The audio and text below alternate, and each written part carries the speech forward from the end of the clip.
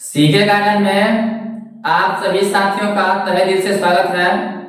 आज की इस वीडियो में 12वीं क्लास का जो पहला पाठ है इतिहास में ईंटें, मानकें और अस्थियां जो हड़प्पा सभ्यता से संबंधित है।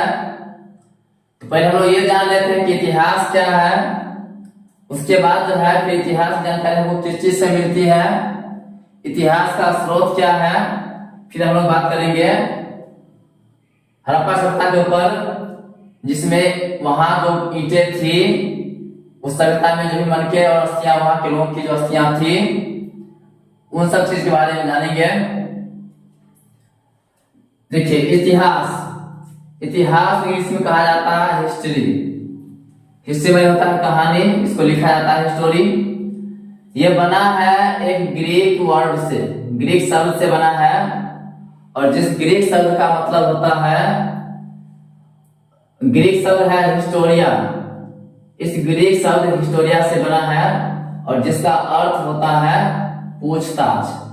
मतलब किसी चीज के बारे में, किसी व्यक्ति या किसी वस्तु के बारे में अगर हम पूछताछ जानकारी प्राप्त करना चाहेंगे कि ये वस्तु क्या है और उसका क्या इतिहास है, तो उसका इतिहास जानने के लिए हमको जो है किसी न किसी लोग से पूछना होगा, या उसके बारे में जो भी किताबें या फिर जो भी चीज लिखा गया होगा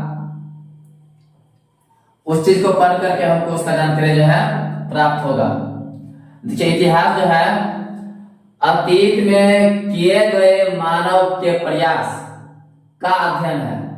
अतीत मतलब जो समय बीत गया, पुराने जमाने में, पुराने समय में लोगों ने क्या क्या काम किया है ना, वो क्या क्या प्रयास किए, कौन कौन चीज का निर्माण किए, वह सब जो है उस चीज का अध्ययन कहलाता है इतिहास। इतिहास का पिता जो है हेरोडोटस को कहा जाता है। इतिहास का पिता हेरोडोटस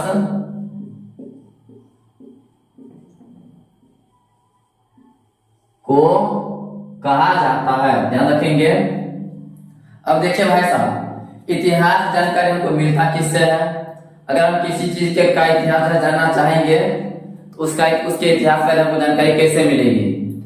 तो उन लोगों के द्वारा जो भी वस्तुएं उपयोग में लाई जाती थी, उन वस्तुओं से, या जो किताब लिखा गया होगा उन सभी चीजों से। तो वो लोग जो है, वो लोग तो निकल लिए लेकिन अपने साथ सामान नहीं ले गए होंगे। उनका जो घर था, भवन, सिक्का, स्मारक, मूर्तियां, चित्रकला का अवशेष, औजार, मृदभान, अभिलेख, इस तरह कुछ उनका यही छूट गया है कि नहीं। इन सभी चीजों से हमको उन लोगों के इतिहास के बारे में जानकारी मिलती है। यह कहलाता पुरातात्विक स्रोत। इतिहास को जानने का जो स्रोत है वो दो स्रोत है, एक पुरातात्विक स्रोत है और दूसरा साहित्यिक स्रोत है। पुरातात्विक उनका जो पुरातत्व मतलब होता है पुरानी वस्तु, है ना, जो सामान वो यूज करके चले गए, वो सब उनका जो सामान यहाँ छूट गया सब बहुत पुराना हो चुकी जो है। ये धरती जब चली आ रही है और इस पर बहुत सारे जो है मानव जो है यहाँ पर अपने जीवन व्यतीत कर चुके हैं। उनका जो सामान यहाँ छूट गया है, जो बच गया है, बहुत पुराना हो गया, वो पुराना, उनका जो है वो पुराना वस्तु कहलाता है, जिसको हम कहते हैं पुरातत्व। तो उनका जो पुराना वस्तु जो सब वो यूज करते थे, उनमें जो है भवन है, सिक्का, स्मारक, मूर्ति, चित्रकला का अवशेष, औजार, निधमान, ये सब चीज है। इन सभी चीजों से जो है हमको उनके इतिहास के बारे में जानकारी मिलती है। उसके बाद जो दूसरा स्रोत है साहित्यिक स्रोत। तो साहित्यिक स्रोत में जो है जो साहित्य जो लिखे, जो किताब वगैरह लिखे, नोट्स लिखे थे, उसमें दो स्रोत है, एक है धार्मिक स्रोत, दूसरा है गैर धार्मिक या विदेशी जाति जो किताब लिखे थे वो सभी।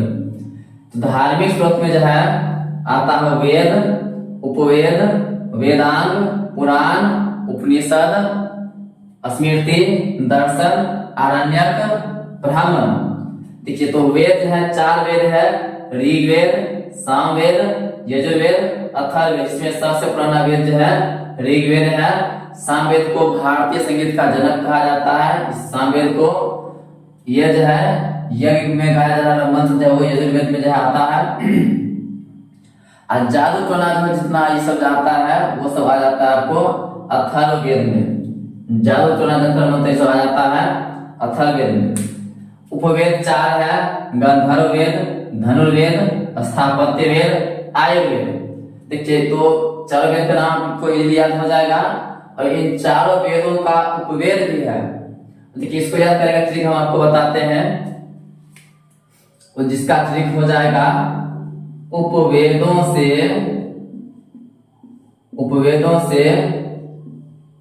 गंध सी आए, उपवेदों से गंध सी आए।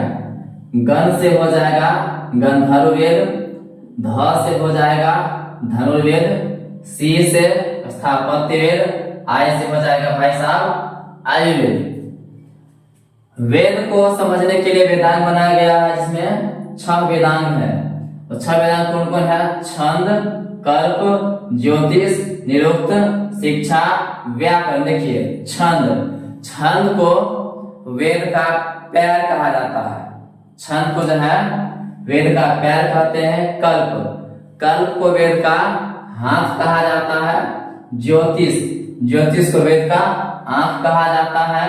निरुक्त को वेद का कान कहा जाता है। शिक्षा को जो है व्याकरण का ये चेस्ट छाती कहा जाता है। और व्याकरण को जो है वेद का मुख कहा जाता है।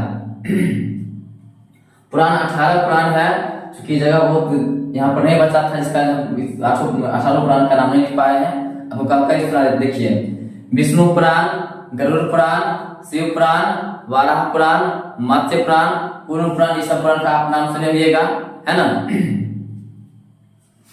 जिसमें से 18 पुराण का नाम आपको देखिए बता देते हैं। वो है ब्रह्म पुराण, मत्स्य पुराण, विष्णु पुराण, शिव पुराण, श्रीमद् भागवत पुराण, नारद पुराण, अग्नि पुराण, ब्रह्म वैवर्त पुराण, वाराह पुराण, स्कंद पुराण, मार्कंडेय पुराण, वामन पुराण, सूर्य पुराण, मत्स्य पुराण, गरुड़ पुराण, ब्रह्मांड पुराण, लिंग पुराण और भविष्य पुराण। ये 18 पुराण है। उपनिषद, कुल उपनिषदों की संख्या 108। देखिए 18 को इसमें 0 लिख दीजिएगा, 108 उपनिषद हो जाएगा। और चूंकि देखिए इसका नाम ही आपको बता देते उपनिषद में, काठ उपनिषद, मुंडक उपनिषद, श्वेताश्वेतर उपनिषद, ईशावास्य उपनिषद, है ना। इस तरह से 108 उपनिषद है। स्मृति 6 स्मृति है।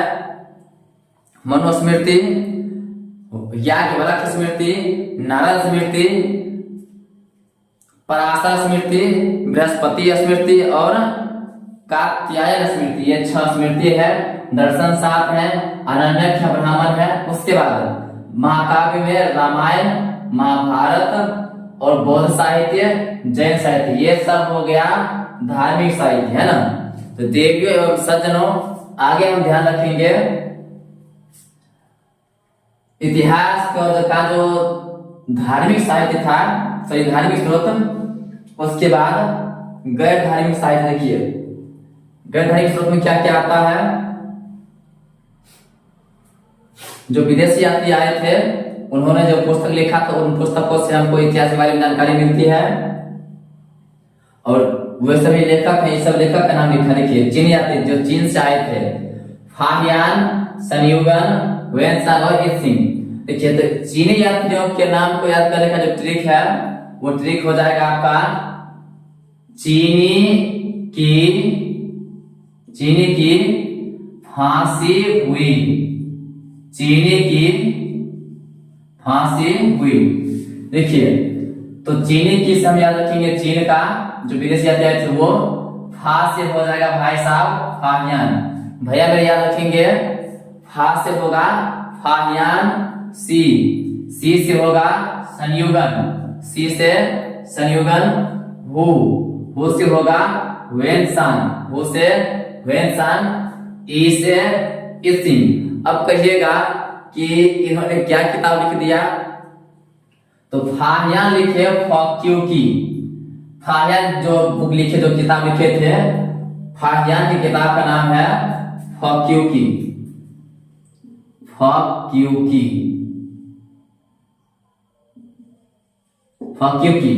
फाहियान का फॉक्यू की। और ह्वेनसांग का सी यू की, सी यू की। याद रखिएगा भाई साहब, देखिए फ से फाहियान, फ से फाहियान तो फ से फक्यू की, फ से फाहियान तो फ से फक्यू की। फाहियान द्वारा जो लिखा गया किताब है वो किताब है फक्यू की, और ह्वेनसांग, ह्वेनसांग द्वारा जो लिखा गया किताब वो है सी यू की। ध्यान रखेंगे। अरब, अरब से जो लेखक आए थे वो हैं अल-बरूनी। इन्होंने भी जो पुस्तक लिखा उन पुस्तक से हमको है इतिहास के बारे में जानकारी मिलती है। यूनान, यूनान से जो लेखक आए थे वो है मेगास्थनीज। मेगास्थनीज जब पूछेगा सवाल आपसे एक बताइए, मेगास्थनीज ने कौन सा पुस्तक लिखा? तो मेगास्थनीज लिखे थे इंडिका। कौन सा किताब लिखे भाई साहब? वो लिखे थे इंडिका। इंडिका जो पुस्तक वो मेगास्थनीज का लिखा हुआ है। उसके बाद डायमेकस, डायनोसियस, टॉलमी, प्लिनी, ये सभी यूनान के लेखक हैं। मोरक्को से लेखक आए थे, उनका नाम था इब्न बतूता। इब्न बतूता जो किताब लिखे, इनकी किताब का नाम है रेहला। इब्न बतूता के पुस्तक का नाम है रेहला, ध्यान रखेंगे। उसके बाद और जो लेखक हैं वो है विशाखदत्त, कौटिल्य, महाभाष्य, पतंजलि, बाणभट्ट, कलहन। देखिए पतंजलि द्वारा लिखा गया पुस्तक था वो ये जो है ना योग दर्शन, योग दर्शन के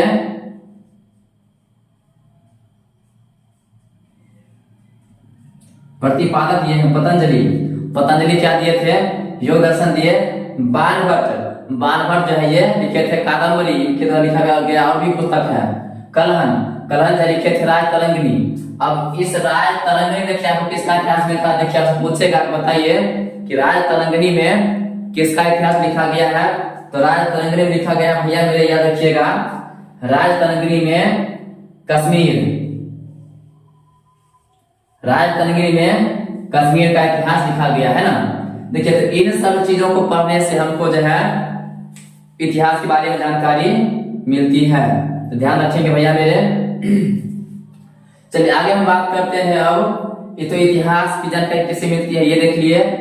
अब आते हैं अपने पाठ पर। पाठ का नाम है ईंटें मन के अस्थियां।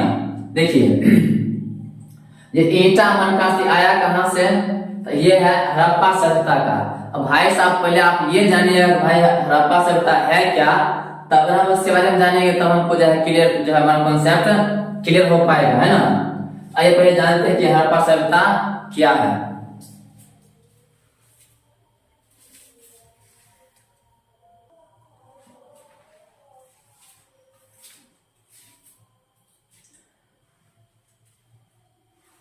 आइए अब जानते हैं कि हड़प्पा सभ्यता क्या था। देखिए भाई साहब, हड़प्पा सभ्यता जो है उत्तर में मांडवा, मांडवा पड़ता है भैया मेरे इस्लामाबाद में। इस्लामाबाद है कहाँ? अब जानते हैं इस्लामाबाद क्या है? वो पाकिस्तान का राजधानी है ना। उत्तर में मांडा से लेकर के दक्षिण जो है दायमाबाद तक, और पूरब में आलमगीर उत्तर प्रदेश में पड़ता है। यहाँ से लेकर के पश्चिम में सुल्तानिया डोर, बलूचिस्तान पाकिस्तान, भी पाकिस्तान का इलाका है। इतने दूर यानी कि 12,99,000 इतना बड़े किलोमीटर ये सभ्यता फैला हुआ था, समझ गए। जिससे गांव जो है फैला होता, बसा हुआ होता है, पूर्व से लेकर पश्चिम तक, उत्तर से लेकर के दक्षिण तक, है ना।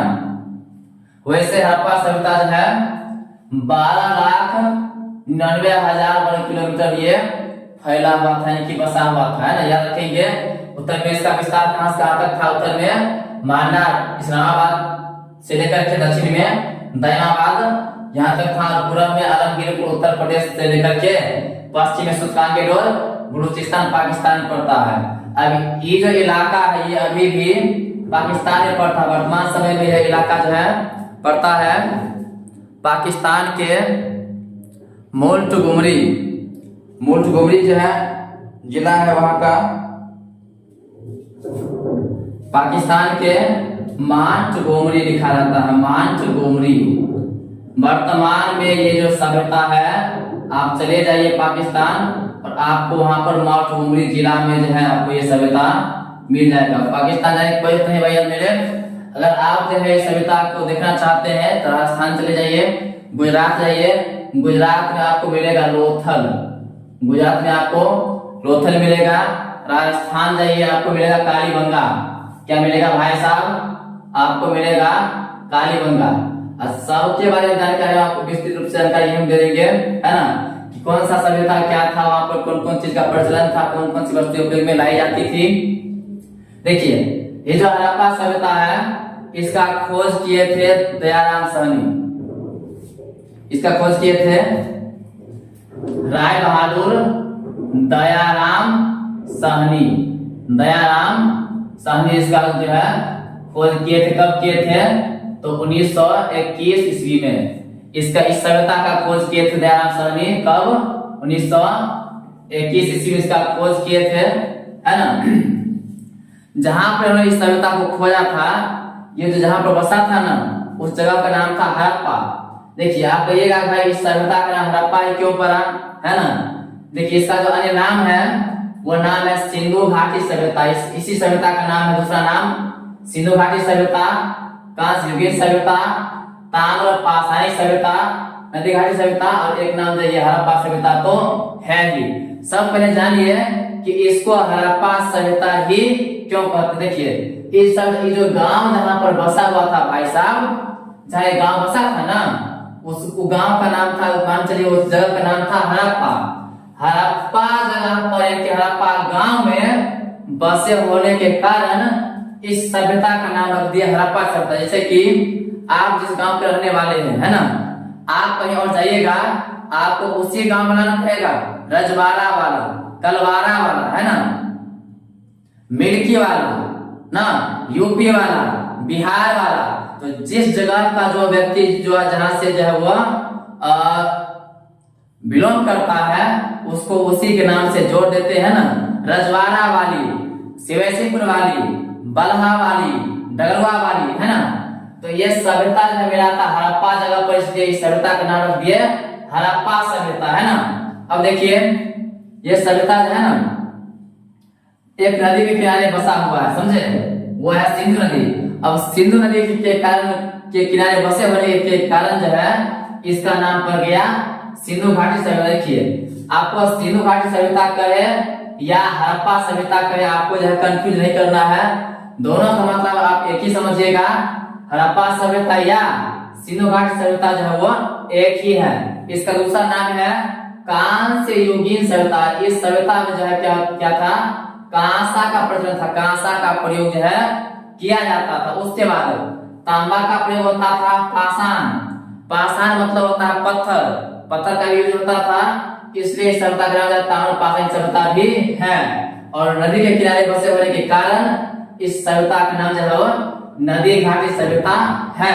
और आप देखिए जितना भी सभ्यता है, जितनी सारी सभ्यता है भैया मेरे, वो सब जो है किसी न किसी नदी के किनारे बसी हुई है। आपसे जो परीक्षा सवाल पूछता है बताइए कि यह सभ्यता किस नदी के किनारे बसा हुआ है, इसका खोज कौन किया, किसने कौन किया, कब किया, और इस सभ्यता से कौन कौन चीज का प्रमाण मिला, मतलब कौन कौन सी वस्तु यहाँ से पाई गई है, उस सब आपको बताएगा। और एक ट्रिक देंगे उसमें जो है आपको, और उस ट्रिक के माध्यम से आपको हम बताएंगे कि यह सभ्यता जो है कौन कौन सी सभ्यता किस नदी के किनारे जो है बसी हुई थी, उसका खोज किसने किया, कब किया, और वहां से कौन कौन से सामान जो है प्राप्त हुए हैं, है ना। देखिए इसको कैसे याद रखेंगे। देखिए तो इसका खोज हड़प्पा सभ्यता का खोज किए थे दयाराम साहनी, है ना। और ये सभ्यता है, देखिए चूंकि हड़प्पा सभ्यता बहुत दूर में बसा हुआ था, और इसमें जो है ना ये जो इसके बगल में रावी नदी भी है ना।